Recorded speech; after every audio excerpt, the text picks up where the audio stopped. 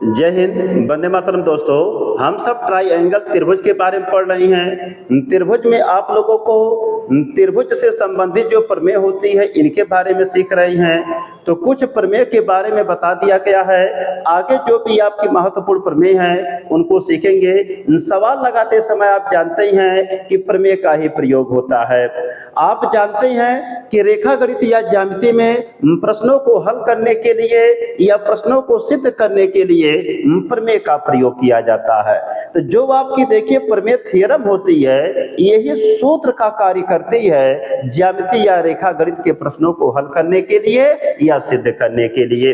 इसलिए इसमें जितनी भी आपको प्रमेय दी गई हैं इनको अच्छे तरीके से आप तैयार करेंगे, इनको अच्छे तरीके से सीखेंगे, इनको याद कर डालेंगे, क्योंकि प्रमेय की सहायता से जानते हैं कि सभी सवाल आपके हल होंगे, सभी सवाल आपके सिद्ध होंगे। तो चलते हैं आगे। जो भी आपकी महत्वपूर्ण प्रमेय है उनके बारे में आपको बताते हैं। इनको अच्छे तरीके से आपको मेमोराइज करना है, इनको आपको लर्न बाय हार्ट करना है, मौखिक मुजुबानी आपको याद करना अच्छे तरीके से। तो अगर याद कर लेंगे तो सवाल लगाने में खूब आपको मजा आएगा और आपका देखिए इंटरेस्ट भी बढ़ेगा मैथ में। तो इसलिए जितनी भी चीजें आपको हम बता रहे हैं इनको अच्छे तरीके से कॉपी कलम लेके नोट कर डालिएगा, याद कर डालिएगा। इसके बाद प्रश्नावली में आपको देखिएगा खूब आनंद आएगा सवाल लगाते समय। तो चलते हैं, स्टार्ट करते हैं।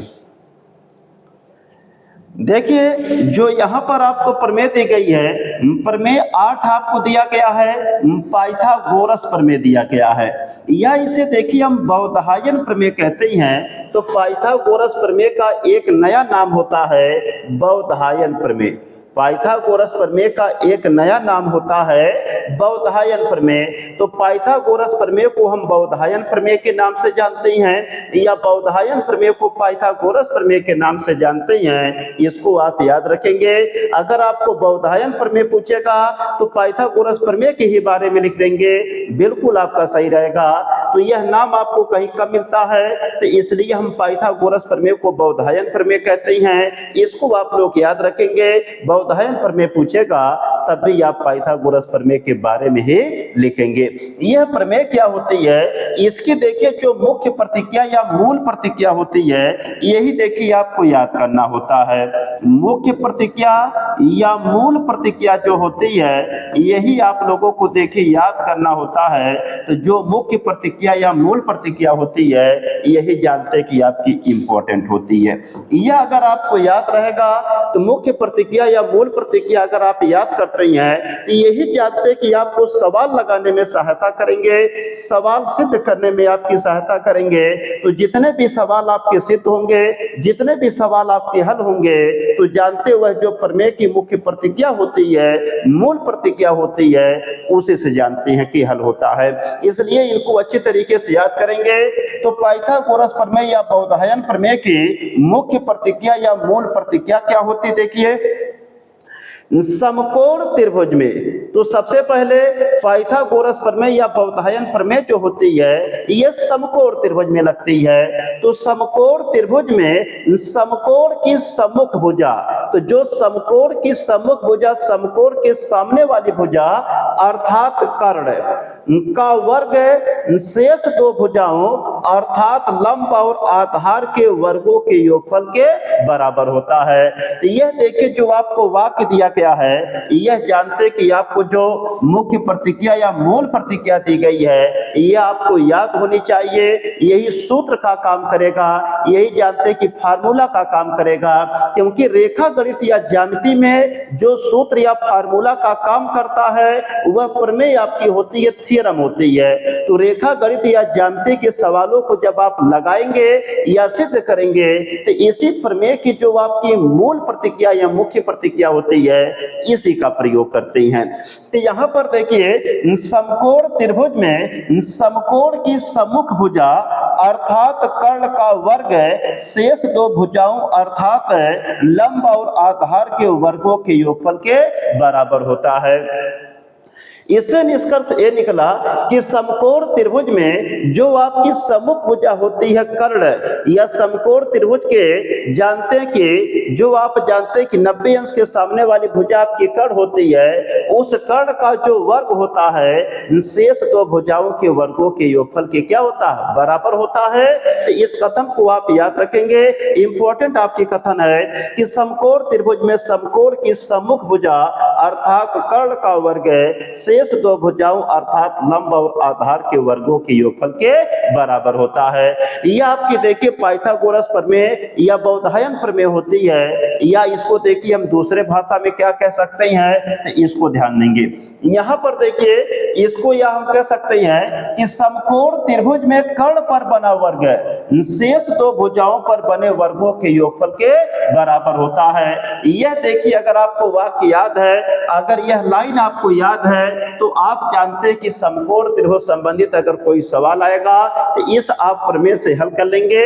इसको देखिए आसान भाषा में यहां बताया गया है कि समकोण त्रिभुज में कर्ण पर बना वर्ग, तो जो समकोण त्रिभुज होता है उसमें कर्ण पर जो बना वर्ग होता है शेष दो भुजाओं पर बने वर्गों के योगफल के बराबर होता है। तो जो शेष दो भुजाएं होती हैं इनके जो आपका वर्ग बनता है उनके योगफल के क्या होता है, बराबर होता है।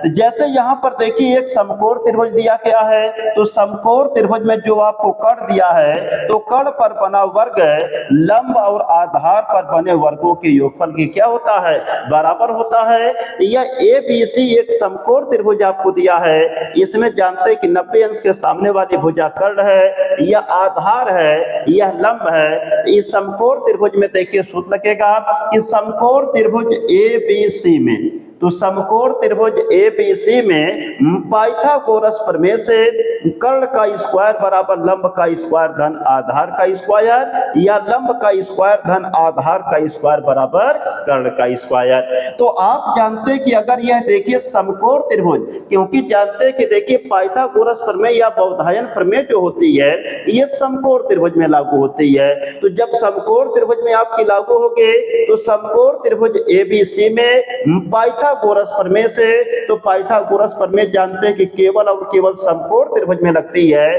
तो यहां पर जब ये आपका समकोण त्रिभुज हो गया तो समकोण त्रिभुज ABC में पाइथागोरस प्रमेय से, तो पाइथागोरस प्रमेय क्या कहती है कि कर्ण का स्क्वायर बराबर लंब का स्क्वायर धन आधार का स्क्वायर, या लंब का स्क्वायर धन आधार का स्क्वायर बराबर कर्ण का स्क्वायर। मतलब समकोण त्रिभुज में कर्ण पर बना वर्ग शेष दो भुजाओं अर्थात लंब और आधार पर बने वर्गों के योगफल के क्या होता है, बराबर होता है। तो कर्ण का स्क्वायर बराबर लंब का स्क्वायर धन आधार का स्क्वायर, या लंब का स्क्वायर धन आधार का स्क्वायर बराबर कर्ण का स्क्वायर।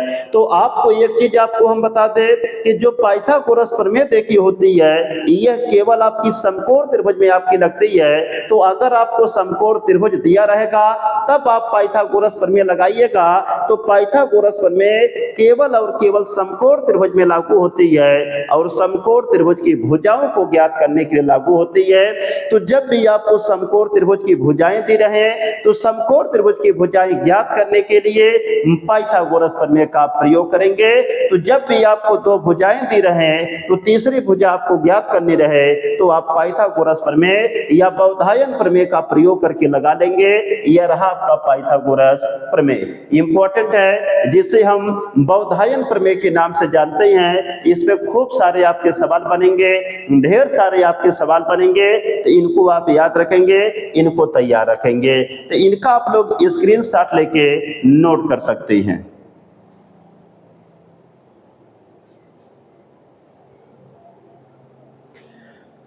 अब इसके बाद देखिए अगर आगे हम बात करें तो यहाँ पर देखिए प्रमेय 9 आपका जानते हैं, तो प्रमेय 9 आपको देखिए दिया गया है। तो जो आपका देखिए पाइथागोरस प्रमेय पढ़े हैं उसका देखिए विलोम आपको दिया गया है।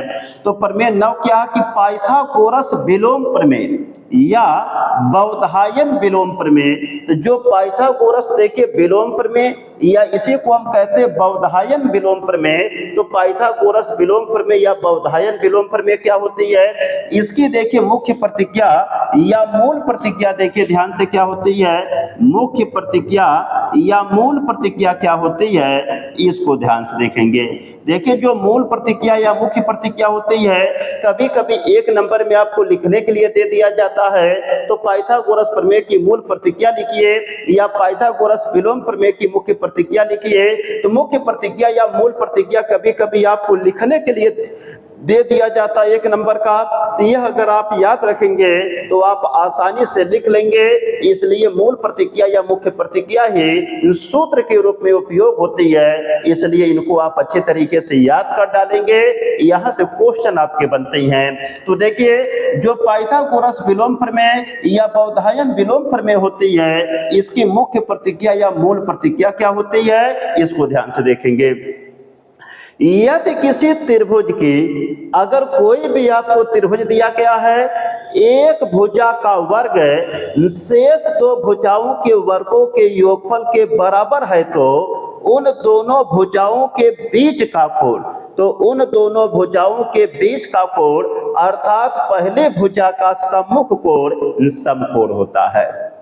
बहुत ही इंपॉर्टेंट नियम है। मतलब अगर देखिए कोई भी आपको त्रिभुज दिया गया है, उसमें जो आपकी बड़ी भुजा है, बड़ी भुजा का वर्ग अगर अन्य दो भुजाओं के वर्गों के योगफल के बराबर है, तो वह जो त्रिभुज आपका होगा समकोण त्रिभुज होगा।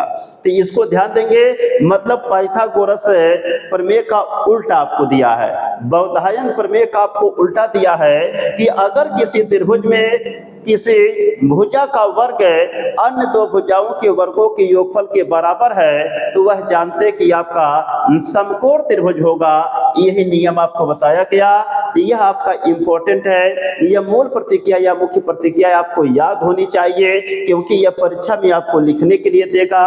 अब इसके बाद आके इसके बारे में और देखेंगे आप।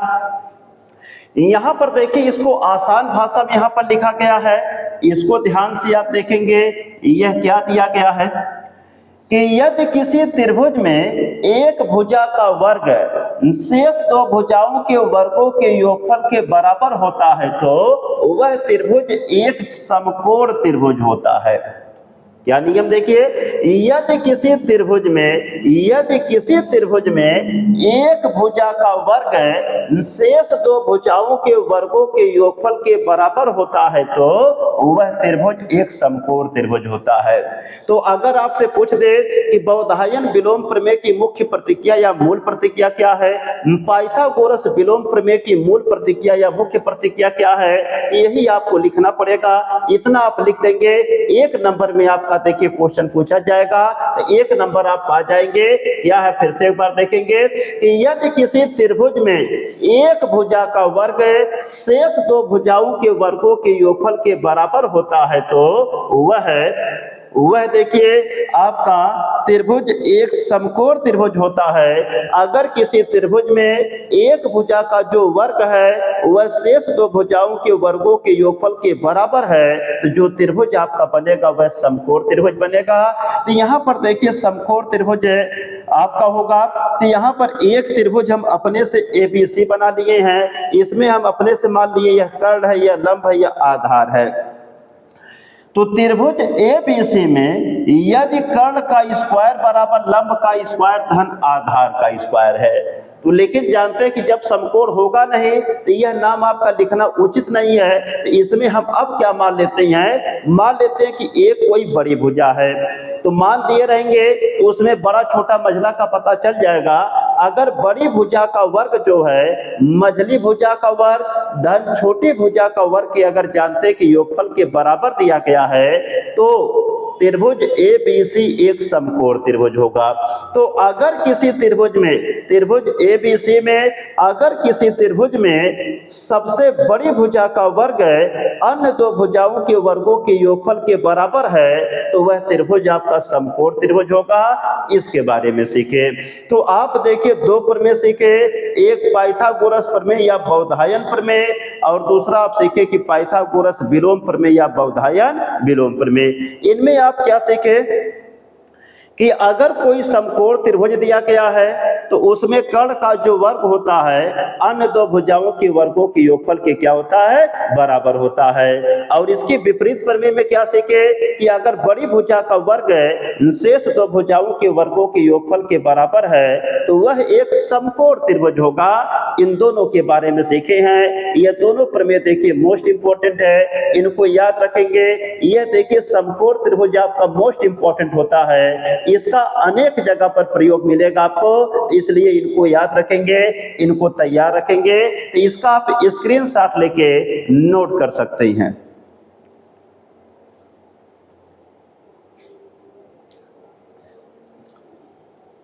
इसके बाद देखिए अगर हम आगे बात करें तो आगे देखिए आपको दिया गया है, जो प्रमेय आपको आगे देखिए दी गई है इसके बारे में सीखेंगे।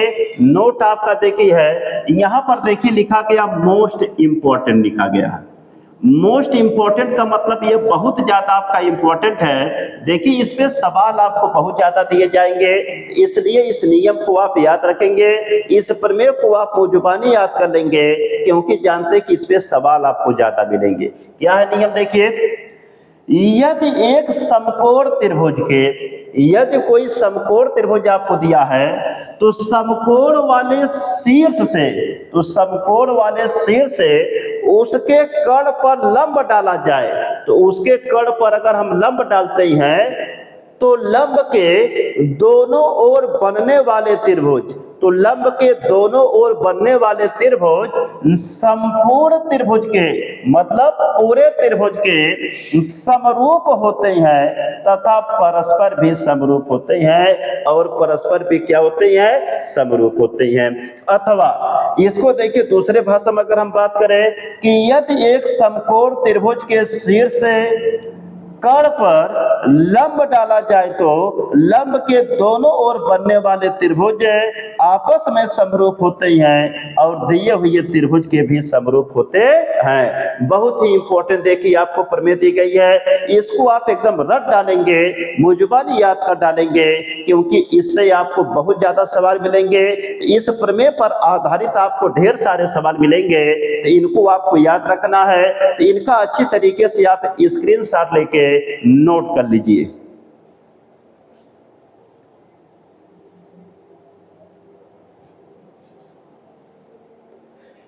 इनका आप स्क्रीनशॉट ले चुके होंगे।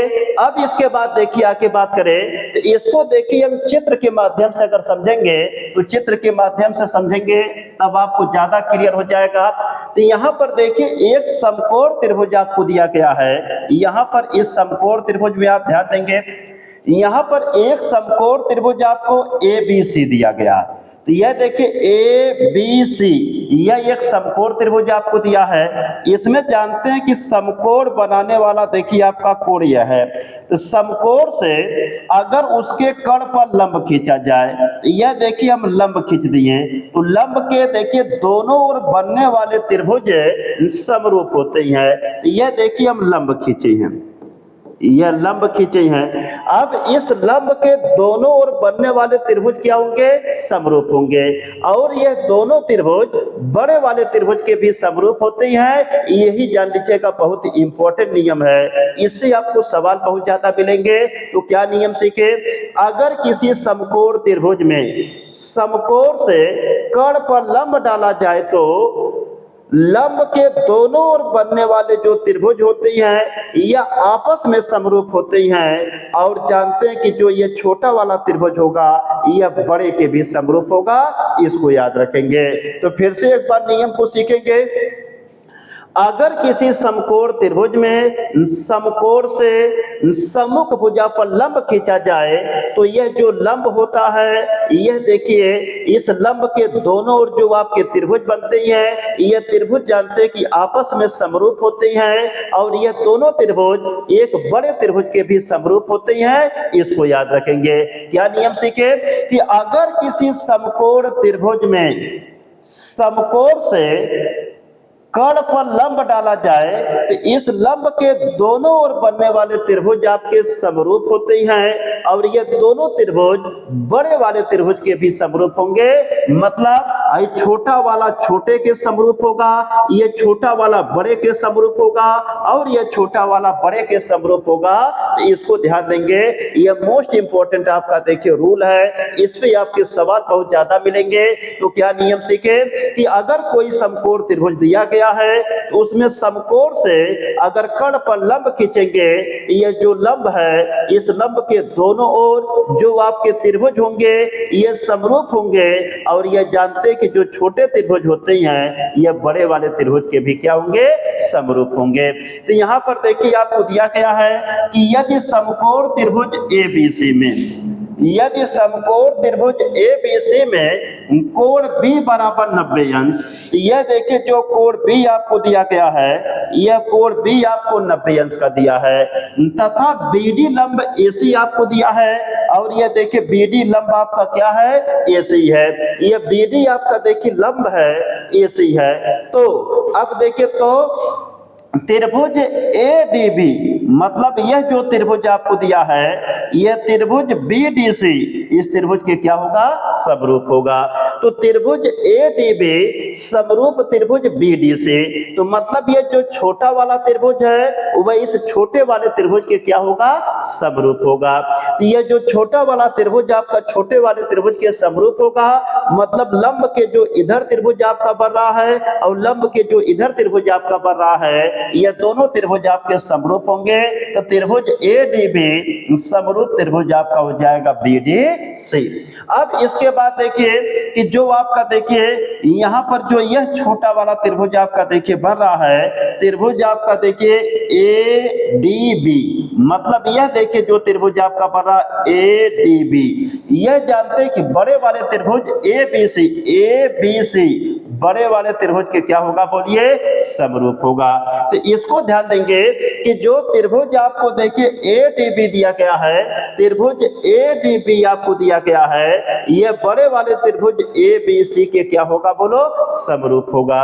इसके बाद देखिए जो यहाँ पर त्रिभुज आपको देखिए दिया गया कि ABC, यह बड़ा वाला जो त्रिभुज आपको दिया है यह देखिए BDC इस छोटे वाले त्रिभुज के क्या होगा, बोलिए, इस छोटे वाले त्रिभुज के बराबर होगा। इस छोटे वाले त्रिभुज, यह जानते हैं कि जो छोटा वाला त्रिभुज है इस बड़े वाले त्रिभुज के क्या होगा, बराबर होगा। मतलब सीधे सीधे हम ये बता दें कि यह छोटा वाला त्रिभुज इस छोटे वाले त्रिभुज के समरूप होगा, यह छोटा वाला पूरा बड़े वाले के समरूप होगा और यह छोटा वाला आपका बड़े वाले के समरूप होगा। यही देखिए यहाँ पर 3 नियम आपको बताया गया कि अगर किसी समकोण त्रिभुज में समकोण से कर्ण पर अगर आप लंब खींचेंगे तो इस लंब के दोनों ओर बनने वाले त्रिभुज आपके क्या होते हैं, समरूप होते हैं। और जानते हैं कि जो आपके प्रत्येक छोटे वाले त्रिभुज होते हैं यह बड़े के भी समरूप होते हैं। यह छोटा वाला त्रिभुज बड़े के समरूप, यह छोटा वाला त्रिभुज आपका बड़े के समरूप होता है। मतलब इसमें 3 त्रिभुज आपके बनेंगे, तीनों एक दूसरे के समरूप होंगे। यहाँ पर जानते हैं कि एक छोटा वाला, दूसरा छोटा वाला, तीसरा आपका बड़ा आपका बन रहा है। तो यहाँ पर जो 3 त्रिभुज आपके बन रहे हैं तीनों एक दूसरे के समरूप होते हैं। इसको ध्यान देंगे, यह आपका मोस्ट इंपोर्टेंट आपका नियम है। इस नियम पर आपको देखिए बहुत ज्यादा सवाल मिलेंगे, इनको आप अच्छे तरीके से तैयार रखेंगे और इनको याद रखेंगे। इस नियम का प्रयोग सवाल लगाते समय बहुत ज्यादा इस्तेमाल होगा। इन नियमों को आप सीखे। यहाँ पर देखिए सिंपल के रूप में आपको बता दिया गया।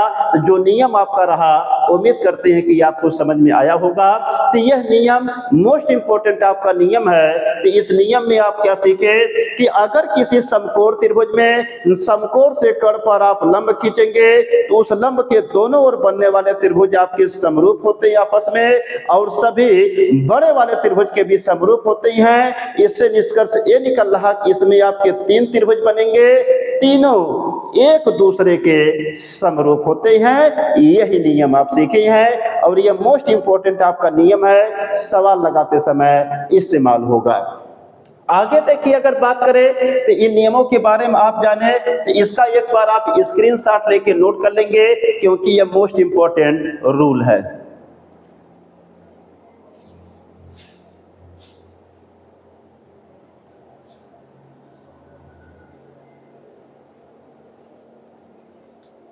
आगे देखिए, अगर हम बात करें इसके बाद देखिए यहां पर क्या दिया गया है, इसको अच्छी तरीके से आप समझते चलेंगे।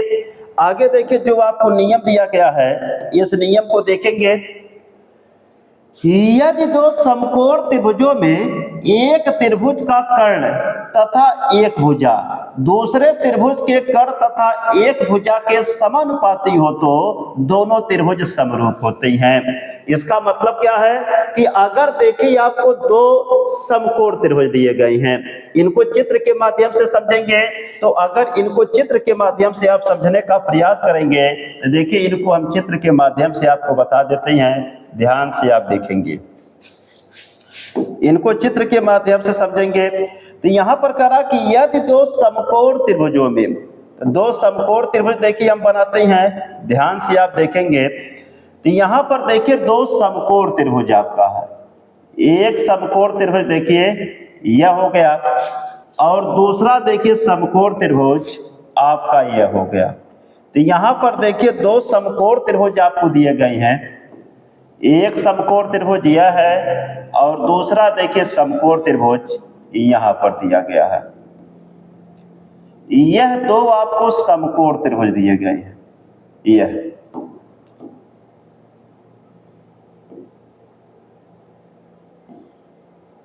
यह देखिए आपके दो समकोण त्रिभुज दिए गए हैं। यह दो समकोण त्रिभुज दिए गए हैं। अब इनका देखिए, इसमें नियम आप क्या सीख रहे हैं, ध्यान से सीखेंगे इसे। यहां पर देखिए यह एक समकोण त्रिभुज आपका देखिए ABC है, यह दूसरा समकोण त्रिभुज आपका देखिए PQR दिया गया। यह दो समकोण त्रिभुज है।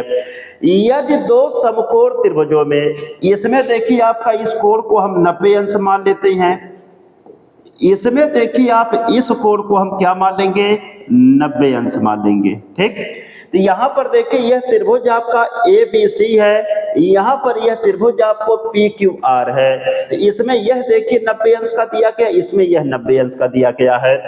यदि दो समकोण त्रिभुजों में, यह देखिए दो समकोण त्रिभुज है, यदि दो समकोण त्रिभुजों में एक त्रिभुज का कर्ण, एक त्रिभुज का कर्ण, अब देखिए लिखेंगे त्रिभुज ABC और त्रिभुज PQR में, तो यहां पर देखिए दो समकोण त्रिभुज आपको दिया ABC और एक समकोण त्रिभुज आपको PQR दिया गया है। तो समकोण त्रिभुज ABC और समकोण त्रिभुज PQR में यदि दो समकोण त्रिभुजों में एक त्रिभुज का कर्ण तथा एक भुजा, तो अब इसमें देखिए कर्ण और एक भुजा, यहां पर जानते हैं कि यह आपका कर्ण, इसमें यह कर्ण हो जाएगा, इसमें यह जानते हैं कि आपका कर्ण हो जाएगा। तो कर्ण को लीजिए, तो कर्ण इसका हम अगर लेंगे तो AC हो जाएगा, AC, और इसका कर्ण हम लेंगे तो PR हो जाएगा बराबर। तो कह रहा है कि यदि दो समकोण त्रिभुजों में एक त्रिभुज का कर्ण तथा एक भुजा, अब इसके बाद देखिए एक भुजा, ठीक, और कर्ण और एक भुजा आप लीजिए। तो यहां पर देखिए कर्ण और एक भुजा लेने की बात किया है, तो यहां पर कर्ण आपका क्या हो गया, AC, और एक भुजा हम मान लेते हैं कि यहां से AB ले लेते हैं, तो AC बटे आपका AB हो जाएगा। तथा दूसरे त्रिभुज के कर्ण, तो दूसरा त्रिभुज का कर्ण देखिए आपको दिया गया है PR, और एक भुजा, तो एक भुजा आपको क्या दिया गया यहाँ पर बताइए, PQ दिया गया है। तो यहाँ पर एक भुजा आपको देखिए PQ दिया गया है।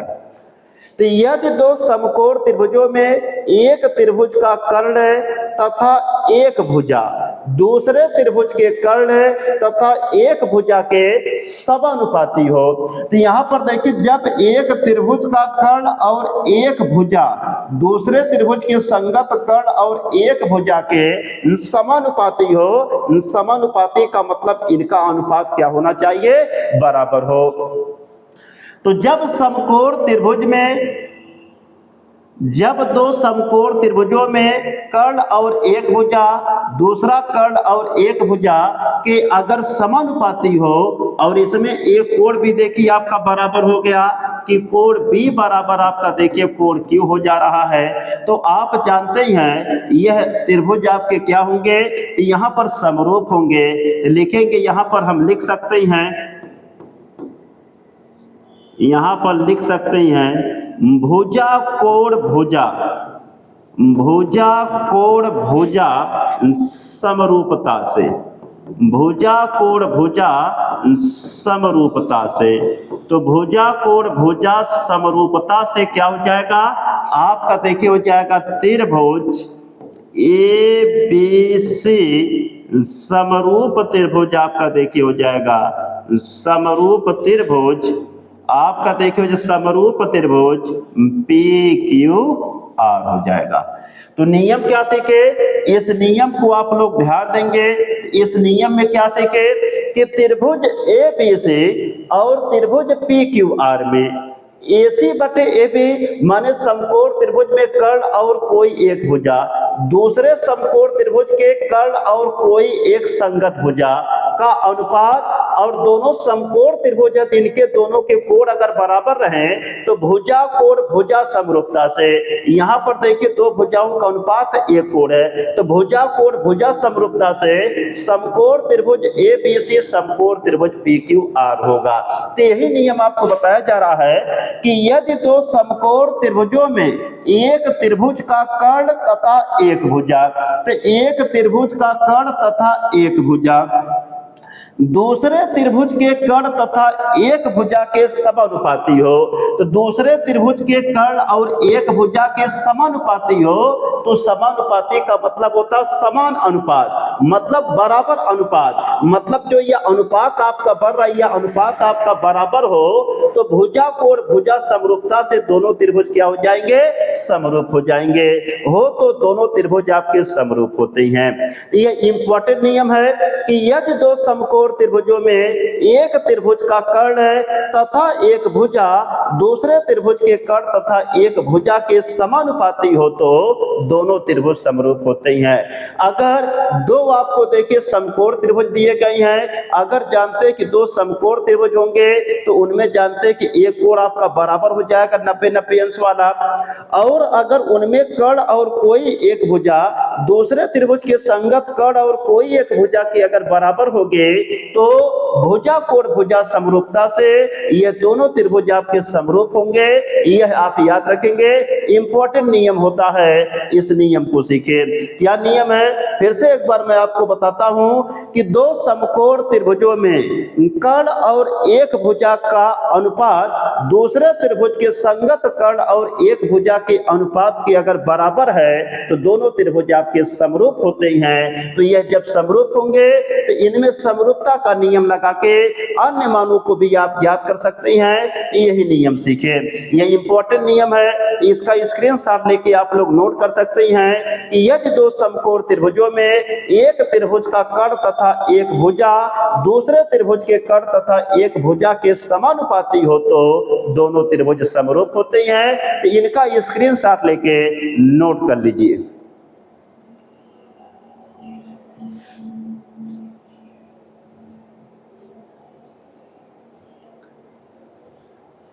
इसके बाद अगर देखेंगे आगे का नियम ध्यान से देखेंगे क्या दिया गया है।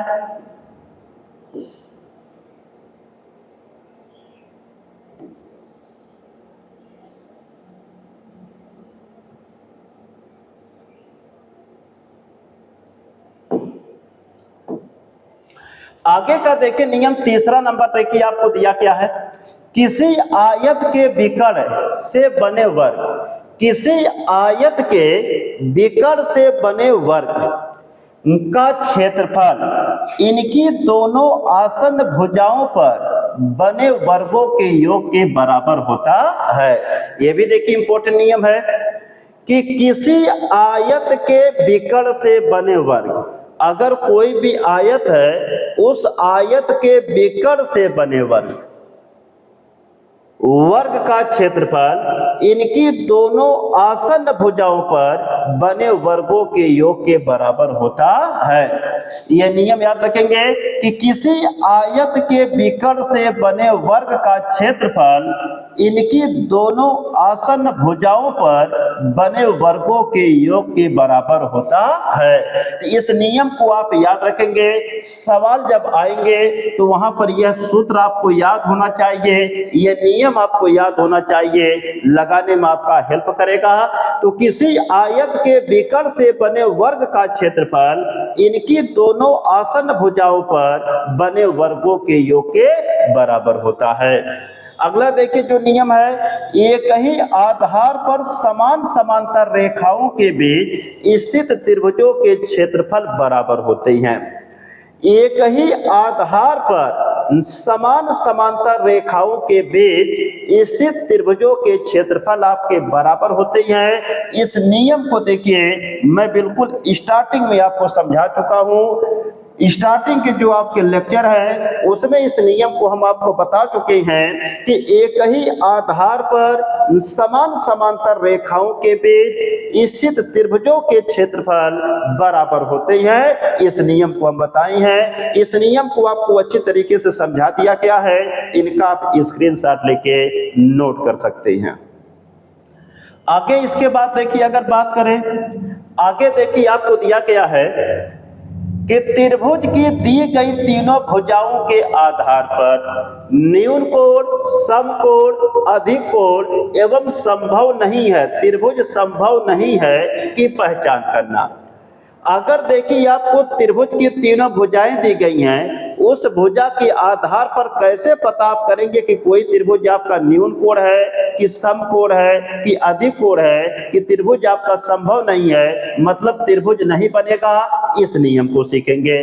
तो मोस्ट इंपोर्टेंट ये नियम आपका है कि त्रिभुज की दी गई तीनों भुजाओं के आधार पर, त्रिभुज की दी गई तीनों भुजाओं के आधार पर न्यून कोण, समकोण, अधिक कोण एवं त्रिभुज संभव नहीं है की पहचान करना।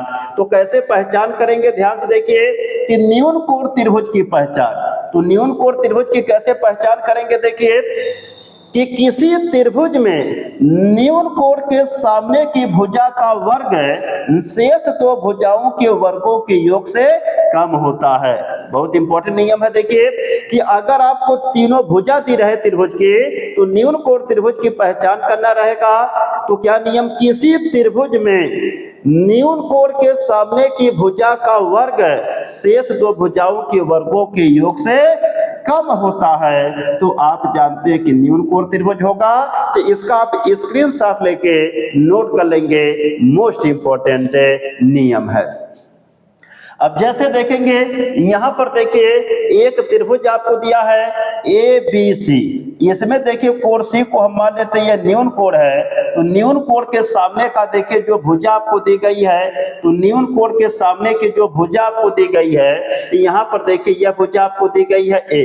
तो यहाँ पर देखेंगे कि जो न्यून कोण के सामने की भुजा आपको दी गई है, तो यहाँ पर देखिए इस त्रिभुज में अगर ध्यान से देखेंगे, अगर A square plus B square is less than, आपका देखिए is greater than C square अगर है तो त्रिभुज न्यून कोण त्रिभुज होता है। अगर यह देखिए एक त्रिभुज आपको दिया है, इसमें देखो C आपको सबसे बड़ी भुजा आपको दी गई है। अगर देखिए जो सबसे बड़ी भुजा का जो वर्ग होता है, अगर यह देखिए क्या होता कि छोटा होता है अन्य दो भुजाओं के वर्गों के योग से, तो त्रिभुज न्यून कोण त्रिभुज होता है। तो जो त्रिभुज आपका बनेगा न्यून कोण त्रिभुज बनेगा। हम सीधे सीधे ये कह दे कि अगर दो छोटी भुजाओं के वर्गों का जो योगफल होता है अगर बड़ी भुजा के वर्ग से देखिए बड़ा होता है तो जो त्रिभुज आपका बनता है न्यून कोण त्रिभुज बनता है। तो इस चित्र को देखेंगे, इस चित्र के अनुसार देखेंगे सी सबसे बड़ी भुजा है, तो सबसे बड़ी भुजा का वर्ग देखिए दिया है। यहाँ पर देखिए यह दोनों आपको छोटे छोटे भुजाएं हैं, तो छोटे छोटी भुजाओं के वर्गों का योगफल अगर बड़ी भुजा के वर्ग से अधिक हो जाएगा तो त्रिभुज आपका न्यून कोण त्रिभुज होता है। तो जो त्रिभुज आपका बनेगा वह न्यून कोण त्रिभुज बनेगा। तो इसका स्क्रीनशॉट लेके आप लोग नोट कर सकते हैं।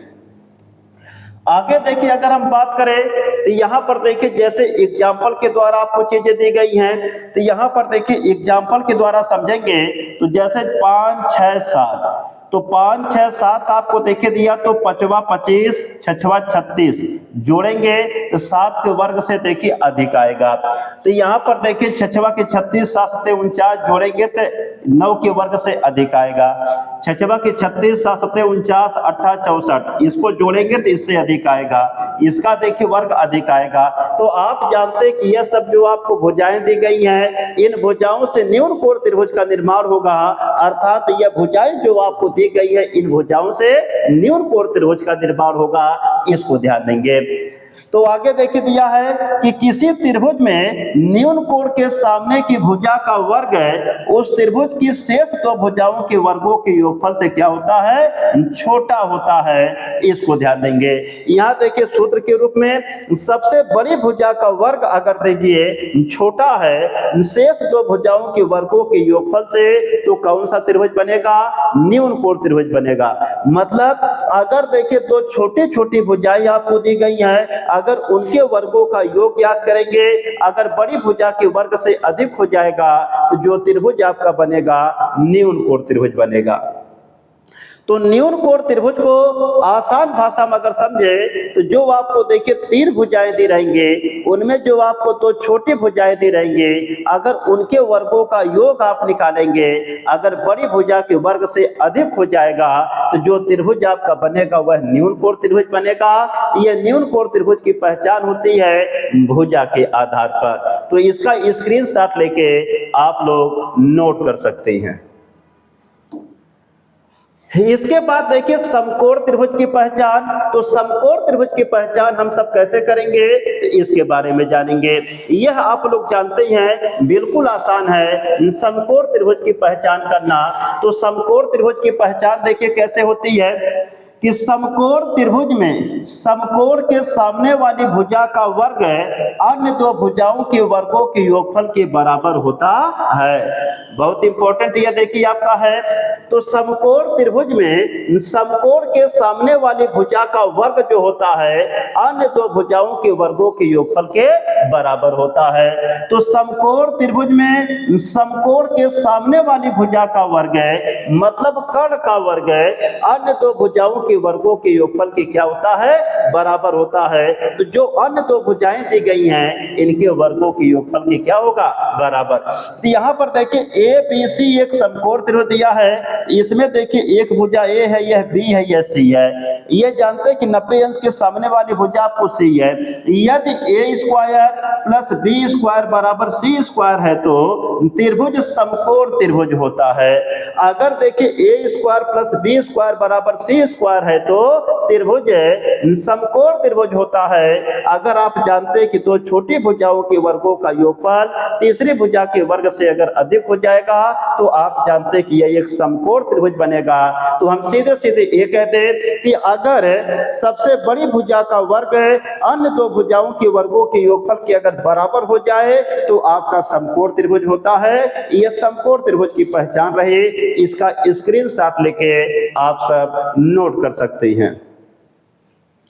आगे देखिए इसके बाद यह है इंपॉर्टेंट चीज, वह त्रिभुज एक समकोण त्रिभुज होता है जिसकी सबसे बड़ी भुजा के सामने का कोण समकोण 90 अंश होता है। बहुत इंपॉर्टेंट देखिए पॉइंट है कि वह त्रिभुज एक समकोण त्रिभुज होता है। मतलब कोई त्रिभुज अगर रहे वह समकोण त्रिभुज होगा कब, जिसकी सबसे बड़ी भुजा के सामने का कोण समकोण होता है, अर्थात 90 अंश का होता है। अगर कोई भी त्रिभुज आपको दिया गया है, उस त्रिभुज में देखिए अगर कोई आपको सबसे बड़ी भुजा दी गई है, अगर उस सबसे बड़ी भुजा के सामने का जो कोण होगा वह समकोण अर्थात 90 अंश का होगा, तो जो त्रिभुज आपका बनेगा वह समकोण त्रिभुज होता है। तो वह त्रिभुज एक समकोण त्रिभुज होता है जिसकी सबसे बड़ी भुजा के सामने का कोण समकोण अर्थात 90 अंश का होता है। अगर आपको समकोण त्रिभुज आपका है तो उसमें जो आपका सबसे बड़ी भुजा होगी उसके सामने का कोण 90 अंश होगा। ये इंपॉर्टेंट चीजें हैं, इसको आप याद रखेंगे। इसके बाद देखिए पाइथागोरस त्रिक। आप जानते हैं कि जो समकोण त्रिभुज आपको दिया रहता है, तो समकोण त्रिभुज में जानते हैं कि जो आपको भुजाएं होती हैं ये निर्धारित या निश्चित होती हैं, क्योंकि जानते हैं कि समकोण त्रिभुज में जानते हैं कि पाइथागोरस नियम के द्वारा सभी भुजाएं ज्ञात की जाती हैं। तो पाइथागोरस जो प्रमेय होती है, जो पाइथागोरस आपका जानते हैं कि थ्योरम आपका होता है, उस प्रमेय से ही जानते हैं कि समकोण त्रिभुज की भुजाएं ज्ञात की जाती हैं और जानते हैं कि समकोण त्रिभुज की भुजाएं प्राप्त की जाती हैं। तो इसका मतलब समकोण त्रिभुज में वही भुजाएं हो सकती हैं जो पाइथागोरस प्रमेय को संतुष्ट करती हों। पाइथागोरस प्रमेय से जानते हैं कि निकलती हैं। तो इसलिए जो आपकी देखिए समकोण त्रिभुज की भुजाएं होती हैं यह निर्धारित या निश्चित या फिक्स होती है। तो इनको याद अगर कर लेंगे तो समकोण त्रिभुज की भुजाएं आप आसानी से निकाल लेंगे, इसमें आपको कोई दिक्कत नहीं होगी। तो समकोण त्रिभुज की भुजाएं आप अपने से भी ज्ञात कर लेंगे बिना हल किए, बिना जानते कि कापी पेन उठाए।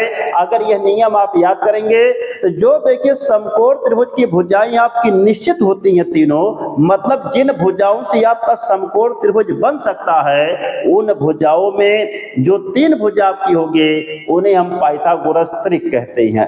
तो पाइथागोरस देखिए त्रिक के बारे में जानेंगे। तो पाइथागोरस त्रिक क्या होता है, जिन तीन भुजाओं के द्वारा समकोण त्रिभुज का निर्माण होता है, जिन तीन भुजाओं के द्वारा समकोण त्रिभुज का निर्माण होता है उन्हें पाइथागोरस त्रिक कहते हैं।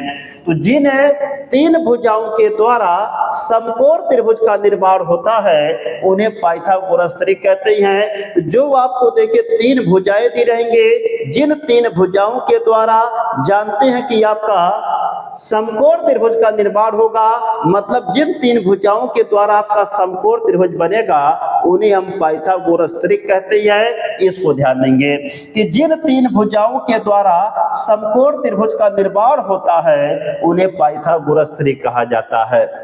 पाइथागोरस त्रिक याद रखने से समकोण त्रिभुज की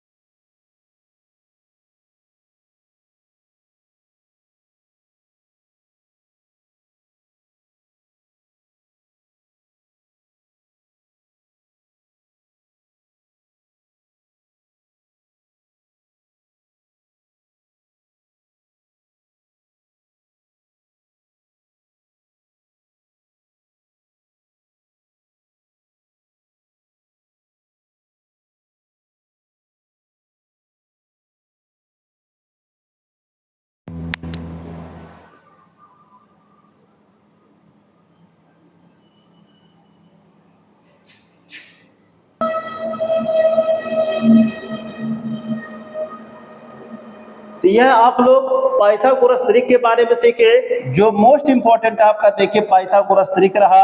पाइथागोरस त्रिक में आप सीखे क्या कि जिन तीन भुजाओं के द्वारा समकोण त्रिभुज का निर्माण होता है उन्हें पाइथागोरस त्रिक कहते हैं। मतलब जानते हैं कि जो तीन भुजाएं आपको दी जाती हैं जिनसे जानते हैं कि समकोण त्रिभुज का निर्माण होगा वही आपका पाइथागोरस त्रिक होता है। तो पाइथागोरस त्रिक याद रखने से समकोण त्रिभुज की भुजाएं बिना हल किए ज्ञात कर सकते हैं। अगर आपको देखिए पाइथागोरस जो त्रिक याद है तो उससे आप जानते हैं कि समकोण त्रिभुज की भुजाएं बिना हल करके ज्ञात कर सकते हैं। तो समकोण त्रिभुज का निर्माण आप जानते हैं कि समकोण त्रिभुज का निर्माण करने वाली निश्चित भुजाएं होती हैं और वह त्रिक के रूप में होती हैं जिसे पाइथागोरस त्रिक कहा जाता है। तो आप जानते हैं कि पाइथागोरस त्रिक अगर याद कर लेंगे तो आपको समकोण त्रिभुज की भुजाएं ज्ञात करने में कोई दिक्कत नहीं होगी। आगे अगर चले तो आगे देखिए अगर हम बात करें तो यहाँ पर देखिए आपको दिया गया है कि पाइथागोरियन ट्रिपलेट या पाइथागोरियन ट्रिपल्स आपको दिया गया है। तो इसको आप अच्छे तरीके से नोट कर लेंगे, इनका स्क्रीनशॉट लेंगे, यह मोस्ट इंपॉर्टेंट है। अगर यही आपको याद है तो समकोण त्रिभुज की भुजाएं आप आसानी से याद कर सकते हैं।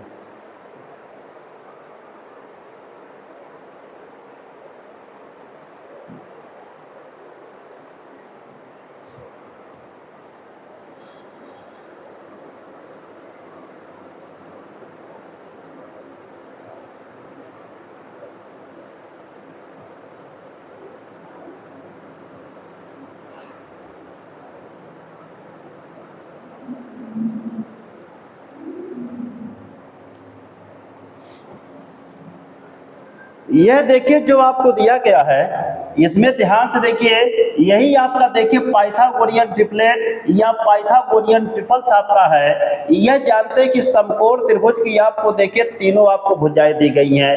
यह फिक्स भुजाएं आपकी होती हैं, यह जानते हैं कि आपकी एकदम निश्चित होती हैं। जैसे जानते हैं कि अगर लंब का मान 3 है, आधार का मान 4 है तो कर्ण का मान 5 बनेगा। अगर लंब का मान या आधार का मान 5 है या लंब या आधार में से कोई 12 है तो कर्ण का मान देखिए आपका 13 होगा। तो इसमें आप ध्यान देंगे यह जो पहली भुजा आपकी होती है यह लंब हो सकती है या आधार, दूसरी देखिए या तो आधार हो सकती है या लंब, लेकिन तीसरी भुजा आपकी कर्ण दी गई है, इसको ध्यान देंगे। तो पहली और दूसरी भुजा में कोई आपका देखिए लंब या आधार बन सकता है, लेकिन तीसरी भुजा आपकी देखिए कर्ण होगी। तो यहाँ पर देखेंगे 3 4 5, 5 12 13, 7 24 25, 8 15 17, 9 40 41, 11 60 61, 12 35 37। यह भुजाएं आपको याद रहेंगे। तो समकोण त्रिभुज की भुजाएं आप बिना हल किए बिना कॉपी पेन उठाए आप बता सकते हैं। तो 13 84 85, 16 63 65, 20 21 29, 28 45 53, 33 56 65, 36 77 85, 39 80 89, 48 55 73। इसके बाद देखिए 20 99 101, 65 72 97। या देखिए अक्षर के रूप में अगर बात करें 2ab comma a square minus b square comma a square plus b square. यहाँ पर देखिए 2x x square minus 1 x square plus 1 दिया गया, a square b square c square आपको दिया गया है। तो यहाँ पर देखिए यह जितनी भी चीजें आपको दी गई है पाइथागोरियन ट्रिपलेट या पाइथागोरियन ट्रिपल्स आपको दिया गया है। तो इसका आप स्क्रीनशॉट लेके नोट कर लेंगे, यह मोस्ट इंपॉर्टेंट है। अगर यह भुजाएं आपको याद रहेंगे तो समकोण त्रिभुज की भुजाएं आप बिना हल करके ज्ञात कर सकते हैं, आपको कोई दिक्कत नहीं होगी। तो इनको अच्छी तरीके से आप याद कर लेंगे, यह बहुत ही इंपॉर्टेंट चीज आपकी दी गई है।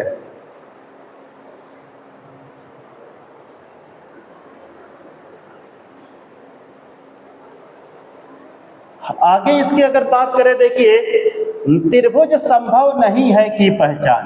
देखिए त्रिभुज आपका कब नहीं बनेगा, इसकी पहचान क्या होती है। जब दी गई त्रिभुज की तीनों भुजाओं में से किन्हीं दो छोटी भुजाओं के वर्गों का योगफल बड़ी भुजा के वर्ग से छोटा होता है तो त्रिभुज बनना या बनाना संभव नहीं होता है। देखिए ध्यान से कि जब दी गई त्रिभुज की तीनों भुजाओं में से, जब आपको त्रिभुज की तीनों भुजाएं दी गई हैं तो तीनों भुजाओं में से किन्हीं दो छोटी भुजाओं के वर्गों का योगफल, कोई देखिए आपको जानते हैं कि जो छोटी भुजाएं दी गई हैं उनके वर्गों का योगफल बड़ी भुजा के वर्ग से छोटा होता है। अगर बड़ी भुजा के वर्ग से छोटा होता है तो त्रिभुज बनना या बनाना संभव नहीं होता है। जैसे देखिए 6, 7, 13 दिया है, इसके बाद 4, 5, 7 दिया है। इसमें देखिए, इसमें अगर आप निकालेंगे इसमें देखिए 6 कवर करेंगे, 7 कवर करेंगे, इनको जोड़ेंगे तो इनका योगफल क्या होगा, 13 के वर्ग से छोटा होगा। 4 कवर करेंगे, 5 कवर करेंगे, 7 कवर करेंगे तो इनको जोड़ेंगे तो इससे छोटा होगा। तो जब छोटा होगा तो इससे आप जानते हैं कि त्रिभुज आपका नहीं बनेगा, तो त्रिभुज संभव नहीं है की पहचान इससे हम करेंगे। तो इसका स्क्रीनशॉट लेके आप लोग नोट कर सकते हैं। आगे देखिए बात करें, यह देखिए आपका इंपॉर्टेंट नियम है, इससे आपके देखिए सवाल लगेंगे, इनको अच्छी तरीके से आप याद रखेंगे।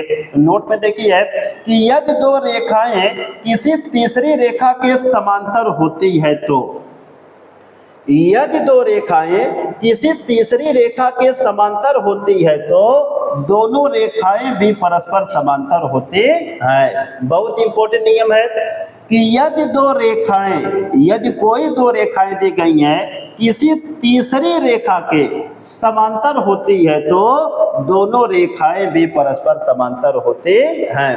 क्या नियम सीखे कि यदि दो रेखाएं, यदि देखिए आपको दो रेखा दी रहे, यह देखिए दो रेखाएं किसी तीसरी रेखा के समांतर हो, अगर यह किसी तीसरी रेखा के देखिए समांतर होती हैं तो वे दोनों रेखाएं भी परस्पर समांतर होंगे, यह तीनों एक दूसरे के समांतर हो जाएंगे।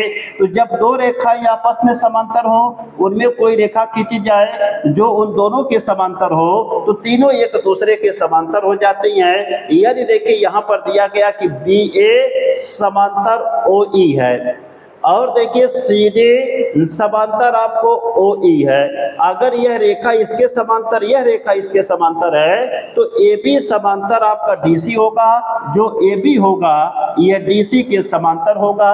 तो मतलब जब दो रेखाएं किसी तीसरी रेखा के समांतर होती है तो आप जानते हैं कि वह दोनों रेखाएं भी आपस में क्या होती है, समांतर होती हैं। ये इंपॉर्टेंट नियम है, इसका आप लोग स्क्रीनशॉट लेके नोट कर सकते हैं।